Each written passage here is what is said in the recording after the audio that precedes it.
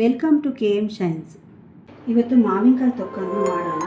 ಅದಕ್ಕೆ ಬೇಕಾಗಿರುವಂಥ ಪದಾರ್ಥಗಳು 2 ಮ್ಯಾಂಗೋವನ್ನು ತೊಗೊಂಬಂದಿದ್ದೀನಿ, ಕಟ್ ಮಾಡ್ಕೊಂಡು ತೊಗೊಂಬಂದಿದ್ದೀನಿ.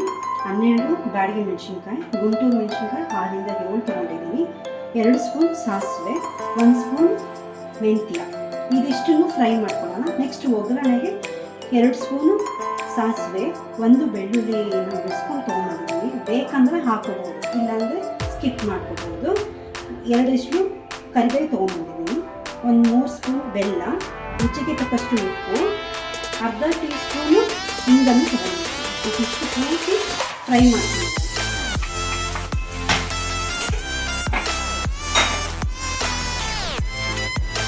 ಈಗ ಡ್ರೈ ರೋಸ್ಟ್ ಮಾಡ್ಕೊಳ್ಳೋಣ.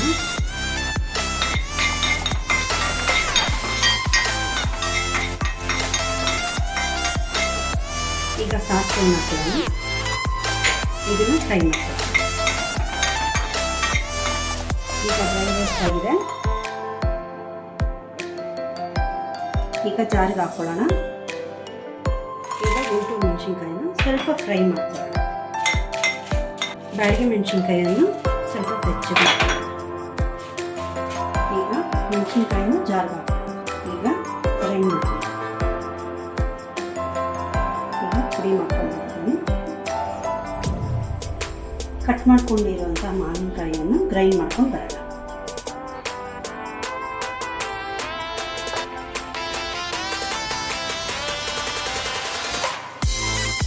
ಇದನ್ನು ಒಂದು ಬೌಲ್ ಹಾಕೋಣ. ಒಂದು ಬಾಣಲೆಯನ್ನು ತಗೊಂಡು ಬೇಕಾಗಿರೋಷ್ಟು ಆಯಿಲನ್ನು ಹಾಕೋಣ. ಈಗ ಎಣ್ಣೆ ಕಾದಿದೆ. ಸಾಸಿವೆನ ಹಾಕೋಣ. ಬೆಳ್ಳುಳ್ಳಿಯನ್ನು ಹಾಕೊಳ್ಳೋಣ.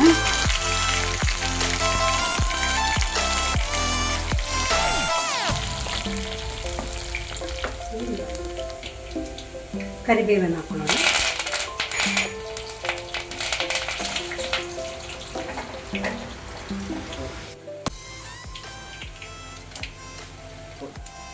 ಈಗ ಮಾವಿನಕಾಯಿಯನ್ನು ಗ್ರೈಂಡ್ ಮಾಡ್ಕೊಂಡು ಬಂದಿದ್ದೀವಲ್ಲ ಅದನ್ನು ಹಾಕ್ಕೊಳ್ಳೋಣ.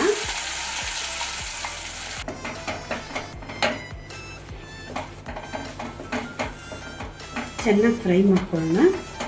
ಆ ಸ್ಮೆಲ್ ಬರೋವರೆಗೂ ಫ್ರೈ ಮಾಡ್ಕೊಳ್ಳೋಣ. ಈಗ ಫ್ರೈ ಆಗಿದೆ ಚೆನ್ನಾಗಿ. ಪೌಡರ್ನ ಹಾಕ್ಕೊಳ್ಳೋಣ.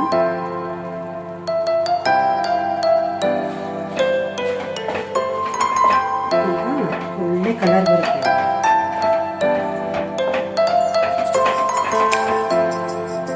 ಚಿಕ್ಕ ಲೋಟದಲ್ಲಿ ನೀರು ಹಾಕ್ಕೊಂಡು ಚೆನ್ನಾಗಿ ಫ್ರೈ ಆಗಲಿ. ನೆಕ್ಸ್ಟು ಬೆಲ್ಲವನ್ನು ಮತ್ತು ಉಪ್ಪನ್ನು ಹಾಕೋಣ. ಚೆನ್ನಾಗಿ ಫ್ರೈ ಆಗಿ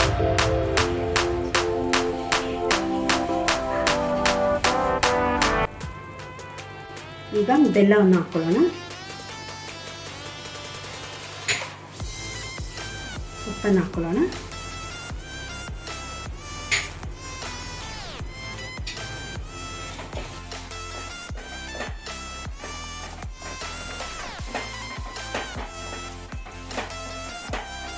ಬೆಲ್ಲ ಕರಗೋದಂತ ಇರಲಿ.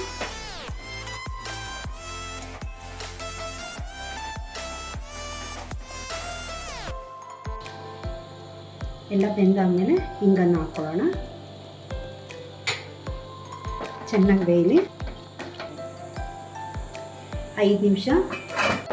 ಈಗ ರೆಡಿಯಾಗಿದೆ. ಸರ್ವ್ ಮಾಡ್ಕೊಳ್ಳೋಣ. ಮಾವಿನ ತೊಕ್ಕು ರೆಡಿಯಾಗಿದೆ. ಬಿಸಿ ಬಿಸಿ ಅನ್ನದ ಜೊತೆ ತಿನ್ನೋದಕ್ಕೆ ತುಂಬ ಚೆನ್ನಾಗಿರುತ್ತೆ. ನನ್ನ ವಿಡಿಯೋ ಇಷ್ಟ ಆದರೆ ಲೈಕ್ ಮಾಡಿ, ಶೇರ್ ಮಾಡಿ, ಸಬ್ಸ್ಕ್ರೈಬ್ ಮಾಡ್ಕೊಳ್ಳಿ. ಮತ್ತೊಂದು ಹೊಸ ವಿಡಿಯೋನಿಗೆ ಭೇಟಿಯಾಗೋಣ. ಬಾಯ್.